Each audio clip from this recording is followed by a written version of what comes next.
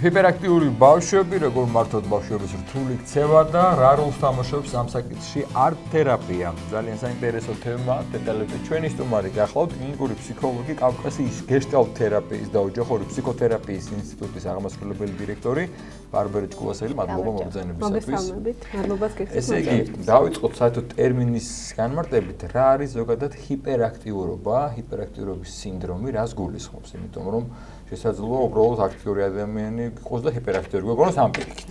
კი ბატონო, ძალიან ხშირად ვურევთ ერთმანეთში უბრალოდ ცელქი ბავშვის სიტუაციას და დიაგნოზს, როგორც ესეთი არის ყურადღების დეფიციტი და ჰიპერაქტიურობის სინდრომი. ეხლა მე ერთად მოვიხსენი ეს ხანდახან არის ხოლმე ცალ-ცალკე, მაგრამ ყველაზე ხშირ შემთხვევაში ეს ორი დიაგნოზი თანაცხოვრებს ერთმანეთთან და ყველაზე ხშირად ერთად ხდება ხოლმე. თუმცა არის ცალკე ჰიპერაქტიურობის სინდრომიც. ანუ იცით რა განსხვავება ჩვეულებრივ ცელქ ბავშვსა და აი ამ დიაგნოზის მქონე ბავშვს? კი. ანუ ცელქი უნდა იყოს ყველა ბავშვი მოძრავი და ასე შემდეგ, ეს ძალიან ბუნებრივია, იმიტომ რომ მას მსხვილი და წვრილი მოტორიკაც უნდა განუვითარდეს და ყველაფერი მას ეხმარება განვითარებაში. მაგრამ როცა ხვდებით, რომ ეს რთული ქცევა უკვე ხდება მისგან უმართავ მდგომარეობაში. როცა ხვდებით, რომ მას ყურადღების კონცენტრაცია ერთ საგანზე არ შეუძლია, მის ყურადღება დარბის და გადარბის ერთი საგნიდან მეორე საგნამდე, ხო, მნიშვნელოვანია დაახლოებით რამდენი წამი, რამდენი წუთი გრძელდება მისი ასაკიდან გამომდინარე. ამას ბუნებრივი აქვს ცალკე თავისი სტატისტიკა და ესე ვთქვათ მეთოდები გამომუშავების, მაგრამ ჩვენ ახლა ვსაუბრობთ, რომ ყურადღების დეფიციტი და ჰიპერაქტიურობის სინდრომი არის დიაგნოზი, რომელიც უფრო მეტია, უფრო ღრმა და უფრო რთულია, ვიდრე დაუშვათ ჩვეულებრივი სიცელქე. როგორც წესი, ამ დიაგნოზს ამენ ნეიროფსიქოლოგები, აკეთებენ სპეციალურ ტესტირებას, არის ტესტების ბატარეა და ამის მიხედვით ხდება ხოლმე ამის დიაგნოსტირება. მერე განვითარებაში ესე ხდება, რომ რამოდენიმე მიმართულების თერაპევტი ერთვება ამ სიტუაციაში და მე მაგალითად როგორც გეშტალტ თერაპევტს მქონია გამოცდილება ძალიან ხშირად მუშაობს ჰიპერაქტიურ ბავშვებთან, როგორც ინდივიდუალურად, ასე ჯგუფში. ეხლა ნახეთ რატო აღნიშნა ეს მომენტი, რომ სხვადასხვა სარგებელი აქვს ინდივიდუალურად და ჯგუფში მუშაობას ესეთ ბავშვებთან, იმიტომ რომ ჯგუფში წარმოვიდგინოთ, შემოდის ბავშვი, რომელსაც არ შეუძლია არც ერთი წესის გათვალისწინება, იმიტომ რომ ამ წესებს ყურადღებას არ აქცევს, მისი სურვილები, რომლებიც მას აქვს, თუნდაც აი წყლის დალევა ამ წუთას, არ შეუძლია ამ სურვილის გადავადება, თუ უნდა ეს სათამაშო უნდა ამ წუთას, თუ უნდა ამ რაღაცის თქმა უნდა ამ წუთას, მას არ შეუძლია სხვისი მოსმენა, იმიტომ რომ საკუთარ აზრებსაც კარგად ვერ მისდევს, იმდენად აჟიტირებულია. როგორც წესი ამ ბავშვებს შფოთვის დონე აქვთ ხოლმე მაღალი, ყველაზე ხშირ შემთხვევაში, ხო? და ნელ-ნელა ხდება ამ ჯგუფის ფარგლებში ამ ბავშვის ესე ვთქვათ დაცულ გარემოში ადაპტირება. როგორ გითხრათ, აჩეჩილი ბავშვის დავარცხნა რო წარმოვიდგინოთ, დაახლოებით ეგეთი სიტუაცია. ცოტა ხანში ეს პროცესი დაკვირვებით ისეთი სასიამოვნოა, რომ ვაკვირდები, იმიტომ რომ წარმოვიდგინეთ ბავშვი, რომელსაც ეს ყველაფერი არ შეეძლო, ცოტა ხანში აღმოვაჩენთ, რომ მეგობარს უსმენს. ცოტა ხანში აღმოვაჩენთ, რომ მას შეუძლია თავის რიგს დაელოდოს და არ წამოხდეს. ამასობაში რა თქმა უნდა ჩვენი ხელშეწყობა ძალიან ბევრია, იმიტომ რომ რაც შეეხება უმართას ქცევას, რომელსაც ამ დიაგნოზის შემთხვევაში გვაქვს, აქვს ხოლმე თავისი მიზეზი. აი მაგალითად წარმოვიდგინეთ ნეიროტრანსმიტერების ჯგუფი, რომლებსაც წესით და რიგით ჩვეულებრივ სიტუაციაში თავისით შეუძლია აგზნება. მარტივ სტიმულზეც კი. ამ სიტუაციაში ამ დიაგნოზის მქონე ბავშვებთან აი ამის აგზნება ხდება ძალიან რთულად. ამიტომ ამ ბავშვს ჭირდება დამატებით მასტიმულირებელი ქცევა იმისთვის, რომ ეს ნეიროტრანსმიტერები აღიგზნოს. ამიტომ ეს ქცევა მას სჭირდება იმისთვის, რომ შეიგზნოს საკუთარი თავი და ეს ყველაფერი პროცესი წავიდეს. ამიტომ ჩვენ თუ ვეუბნებთ ახლა გაჩერდი, მოდი, აბა გაჩერდი. რამდენადაც სწორად არ უნდა ვუთხრათ ეს ყველაფერი, ეს მას არ შეუძლია და მას ხელს უშლის წესს. შეგვიძლია მაქსიმუმ გადავატანოთ ყურადღება რაღაცა სხვაზე, ან დავაკავოთ რაღაცით. აი მაგალითად ჯგუფის ფარგლებში მე რაც შემიძლია გავაკეთო, თუ ხვდები რომ ეს მოძრაობა მას ძალიან სჭირდება, ვუნები რომ ეხლა ნახე, მე მაქვს 10 წამი, მე შემიძლია დაგითმო ეს 10 წამი იმოძრავე როგორც გინდა. ანუ ლეგიტიმური 10 წამი აქვს ბავშვი იმისთვის, რომ იმოძრავოს და შემდეგ უკვე ეს 10 წამის განმავლობაში ამ სურვილს იკმაყოფილებს და მერე ჩდება. თუ ხვდები რომ ისევ წამოვიდა ეს პერიოდი, ანუ ქაოსის შექმნას და ესე ქაოტურად მოძრაობას, მე მირჩევნია მას მივცე ეს დრო, იმოძრავოს და მერე დამშვიდეს. კი ბატონო. აი ძალიან დიდი ხნის წინ რო იწყებდნენ მასწავლებელთან ამ თემაზე საუბარს, ეუბნებოდნენ რომ აი რა მაგალითად დააკავე, ხო, თუ ხვდებით რომ მოძრაობა უნდა ძალიან მაგალითად სთხოვე რომ დაფა გაწმინდოს, სთხოვე რომ მაგალითად წყალი დაუსხას, ან მარტივი ახსნა იყო სიტუაციის, თუმცა ძირეული ახსნა არის, რომ თუ ბავშვს ჭირდება მოძრაობა, უნდა მივცეთ ამის საშუალება. და რაც შეეხება ცელქ ბავშვებს, რომლებიც მოძრაობენ ისედაც და ალბათ ყველას ყავს სახში ასეთი ცელქი ბავშვი, მათ შორის მეც ძალიან ცელქი ბავშვი მყავს, რითი განვასხვავოთ, ხო? ანუ თუ ხვდებით, რომ ცელქ ბავშვს ჩვეულებრივად შეუძლია დაუშვათ საკუთარი თავის ადაპტირება სიტუაციაში. თუ მას არ აქვს ეს ვთქვათ ყურადღების დეფიციტი, თუ მას შეუძლია რაღაცების გათვალისწინება, უბრალოდ ცელქია და მოსწონს ეს ყველაფერი, მაშინ ეს არის ცელქის ამბავი, კი ბატონო. იცელქოს და ეს ყველაფერი მნიშვნელოვანია, მაგრამ თუ ეს დამატებითი პრობლემები ხდება ხოლმე, ყოველთვის შეგვიძლია რომ ეს სპეციალისტთან გადავამოწმოთ, ხო? წეგან ვთქვი რომ დიაგნოზს აქვს ნეიროფსიქოლოგი, თუმცა ეს შეუიარაღებელი თვალითაც ძალიან კარგად ჩანს ნებისმიერი სხვა ფსიქოლოგის მიერ, ასე რომ შეგვიძლია მის გადამოწმება ხოლმე. აი მაგალითად მეც მყავს პატარა ძმა და ხშირად არის რომ პატარა ბავშვი მყავს და დავიგე. პატარა ასაკში ხვდებით რომ ყველაფერი აინტერესებთ ბავშვებს. აი ამ ჭიქიდან შეიძლება უცებ კალამზე გადმოიტანოს ყურადღება და ჩვენ გვეგონოს ამ დროს რომ ყურადღების დეფიციტი შეიძლება გქონდეს ბავშვს და მივაწეროთ მსგავსი სინდრომები. რა ასაკიდან შეიძლება რომ ჩავთვალოთ რომ ეს არის ჰიპერაქტიურობა და ყურადღების დეფიციტი და არა უბრალოდ ბავშვის ინტერესის სფეროს ცდება. ნახეთ როგორი რაღაც არის ზოგადად ადრე მახსოვს სადღაც წავაწყდეს რაღაცას და ბუნებრივია ყველა ამას ამბობს რომ ბავშვი რაც უფრო მეტად კოგნიტურად განვითარებულია მას ბევრი რაღაც აინტერესებს უფრო მეტად და უფრო ხშირად იცვლება მისი ინტერესის სფერო მაგრამ ნახეთ რა ხდება ყურადღების გადატანაში ერთი ნივთიდან მეორე ნივთსა და საერთოდ არაფრის არ დაინტერესებაში ძალიან დიდი განსხვავება ხო ანუ მე თუ ავიღე რაღაცა ნივთი დავაგდე წავედი დავაგდე ანუ ამაზე ვლაპარაკობთ ახლა ჩვენ რომ მისი კონცენტრაცია არ ხდება კონკრეტულად ამ ნივთზე უბრალოდ ამ ნივთმა მისი ყურადღება, იმიტომ რომ ფერადია, დაუშვათ ჭღარუნობს, ხმას გამოსცემს და ასე შემდეგ, ხო?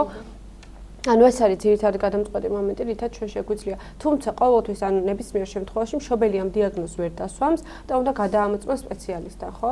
ეგ კი არა, წეგან რაც აღვნიშნეთ, ჩვენთან რომ მოიყვანონ ბავშვი, რომელსაც ეჭვი გვაქვს, რომ არის ყურადღების დეფიციტი და ჰიპერაქტიურობის სინდრომი, თუნდაც მარტო ჰიპერაქტიურობის სინდრომი ვთქვათ, აუცილებლად უნდა გავუშვათ გადასამოწმებლად ნეიროფსიქოლოგთან, რომელიც ზუსტად იტყვის, რომ ეხლა ეს ტესტების დახმარების დროს ეს არის აი ეს ამბავი ზუსტად ეს დიაგნოზი. იმ შემთხვევაში თუ ჩვენ გამოგვეყარა ეს დაკვირვება ან დაუშვათ არ ჩავთვალეთ საჭირო და გაირკვა რომ ეს რაღაც ჰიპერაქტიურობასთან არის საქმე. რა გართულებები შეიძლება მოყვეს ამას ბავშვის ქცევაში?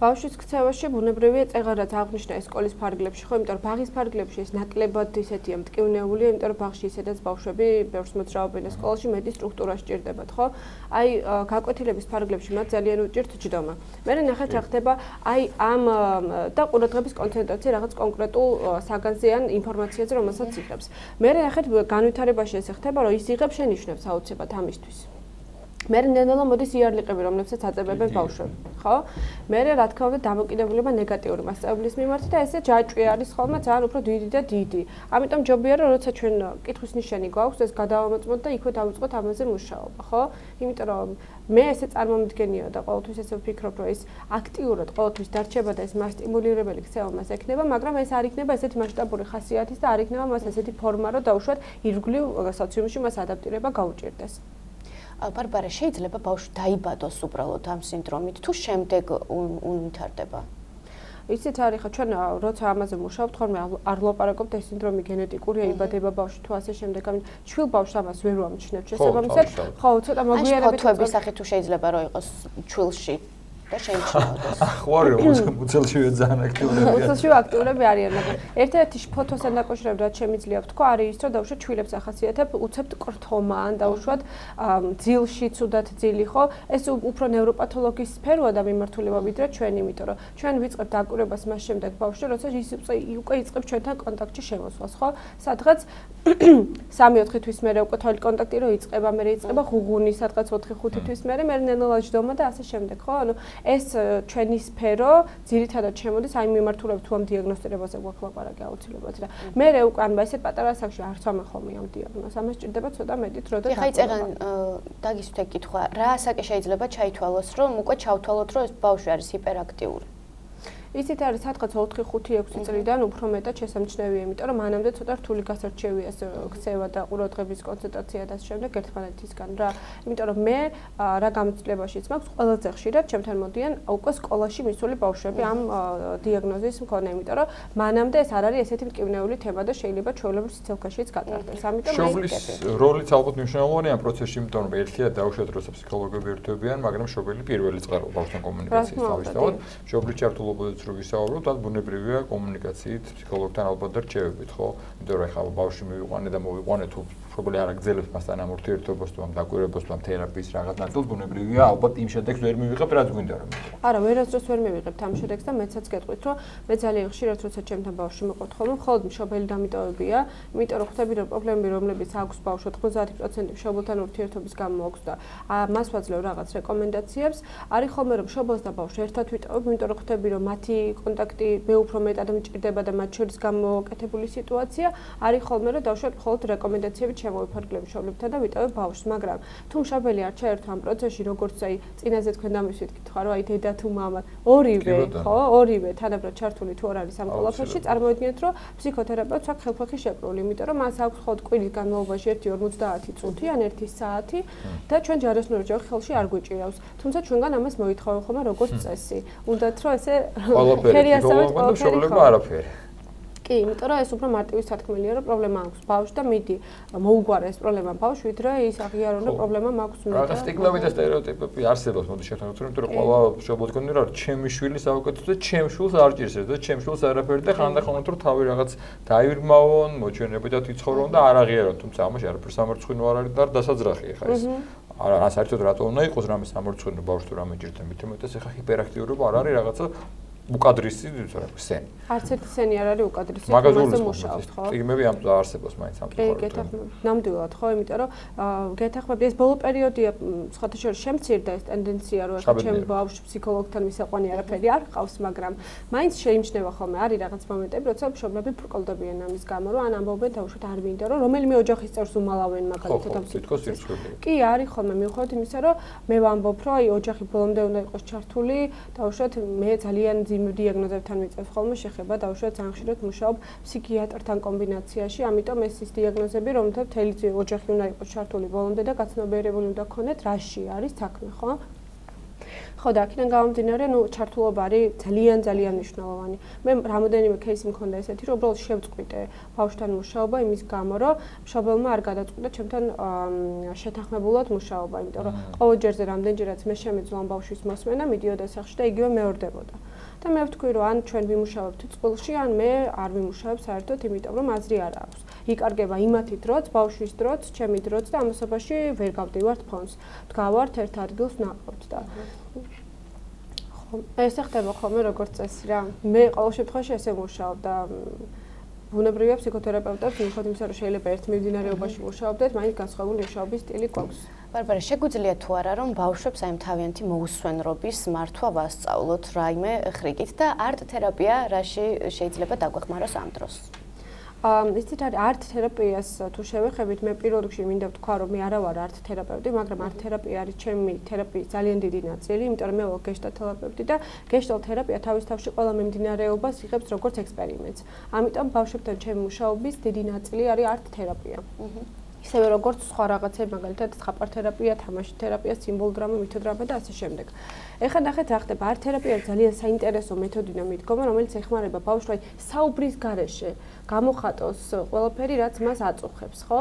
აი, როგორც წესი, როცა მუშაობას ვიწყებთ, ვიწყებთ ზუსტად ამით, იმიტომ რომ ბავშვებს უჭირთ ვერბალიზება თავისი პრობლემის და უჭირთ თავშოთ ამაზე საუბარი, მაგრამ ნელ-ნელა როცა ეს რაღაც შემოქმედებითი რაღაცა ხდება, მაგალითად ან ვხატავთ, ან ძერწავთ, ან რაღაცებს ვაკეთებთ ერთად, ნელ-ნელა მოდის ხოლმე ვერბალიზება. აი, წარმოიდგინეთ, ეგ კი არა დასულ ადამიანებსაც ეგრე გვაქვს ხოლმე, რომ სანამ რაღაცაზე ვიწყებთ ლაპარაკს, ჯერ განვიცდით, მე ვფიქრობ რაღაცნაირად გამოვხატოთ, ბუნდოვნად გამოვხატავ და მე ნელ-ნელა მივდივართ იქამდე, რომ ადეკვატურად გამოვხატოთ, რისი თქმაც გვინდა, ხო?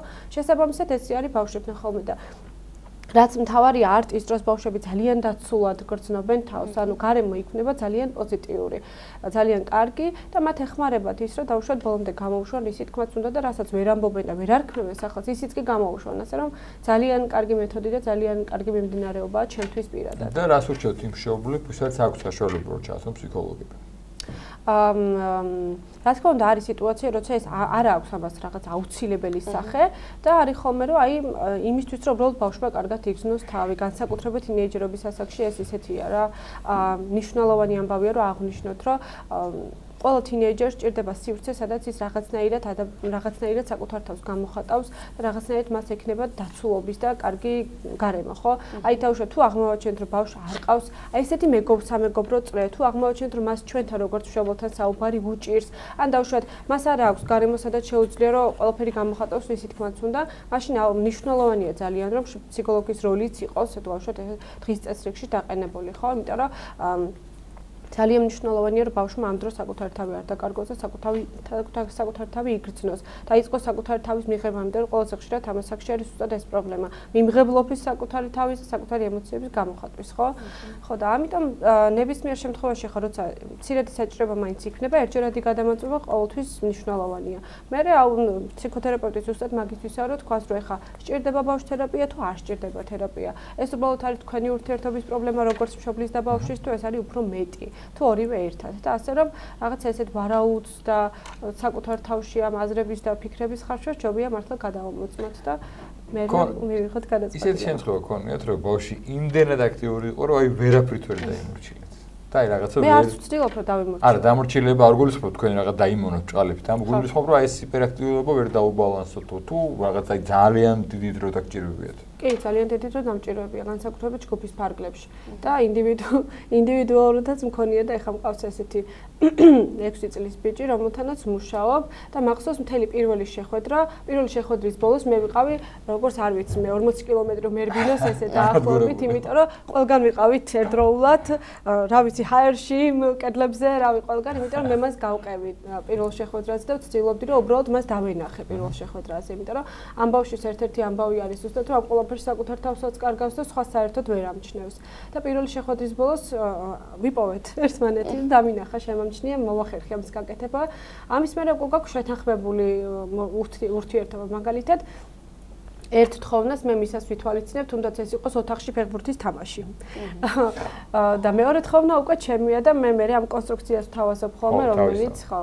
ანუ ჩვენ თამაშობთ და ვცდილობ რომ ამ თამაშში რაღაცა კონკრეტული წესების გათვალისწინება ვისწავლოთ, რაღაცა რიგის დაცვა ვისწავლოთ, თუმცა ეს რაც არ უნდა იყოს, არ ნიშნავს მართლა დამორჩილებას და არ ნიშნავს რომ ეს დაუშვათ რაღაცა მხიარული ბავშვი რაღაც ოთხკუთხედში მოვაქციო, არანაირად. ანუ მე მინდა რომ საკუთარი თავი აპოვნინო ამ ქაოსშიც კი და ნელ-ნელა ეს ქაოსი უკვე უფრო დახვეწილი ქაოსი რჩება, ვიდრე დაუშვათ რაღაცა მაინც და მაინც შეკრული ოთხკუთხედი. ანუ ამის მომხრე მე არა ვარ და არ ვცდილობ ამის გაკეთებას. დიდი მადლობა წარმატებებს გესწრებებ, ძალიან საინტერესო იყო საუბარი ჰიპერაქტიურობა ბავშვებში და როგორ მართოთ ბავშვის რთული ქცევა. ამ თემასთან დაკავშირებით ჩვენი სტუმარი გახლავთ კლინიკური ფსიქოლოგი, კავკასიის გეშტალტ თერაპიისა და ოჯახური ფსიქოთერაპიის ინსტიტუტის ხალხმსახურებელი დირექტორი ბარბარე ჭკუასელი.